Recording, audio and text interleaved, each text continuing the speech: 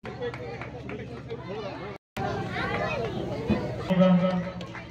কাছে সমৰ্থন মহোদয় একবাৰ জোৰে কৰতালি এবং আমাদেৰ আজি লামডিং লোক কলনীস্থিত ৰেড ষ্টাৰ ক্লাবৰ জৰিয়তে আমাৰ হোজাই জিলাৰ জনপ্ৰিয় সমাজকৰ্মী সুজিত চুম মহোদয়ক যি জনহিতৈষী বঁটা প্ৰদান কৰিবলৈ গৈছে আমি সকলোৱে সেই কাৰ্যৰ শলাগ লৈছোঁ।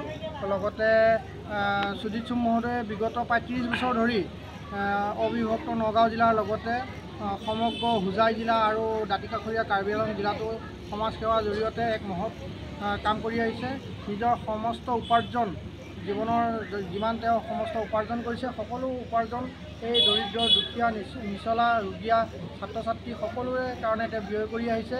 যি এক তেওঁ উদাৰ মনোভাৱৰ পৰিচয় দিছে সেয়া অতি প্ৰশংসনীয়। লগতে আমি তেখেতক আমি ৰাজ্য চৰকাৰ তথা কেন্দ্ৰীয় চৰকাৰক আহ্বান জনাওঁ যাতে তেখেতক এই স্বীকৃতি স্বৰূপে ৰাজ্য চৰকাৰে অথবা কেন্দ্ৰীয় চৰকাৰে তেওঁক সমাজ সেৱাৰ ক্ষেত্ৰত অতি সোনকালে স্বীকৃতি প্ৰদান কৰি এক বঁটা প্ৰদান কৰিব লাগে, সমাজ সেৱা বঁটা। আমি সকলোৱে আজি এই পূজা মণ্ডপৰ পৰা আহ্বান জনাইছোঁ। বহুত সময় মানে বহুত ধৰণৰ সেৱা আগবাঢ়ি আহিছে। তেখেতৰ বিষয়ে কোৱাটো বহুত কম হ'ব।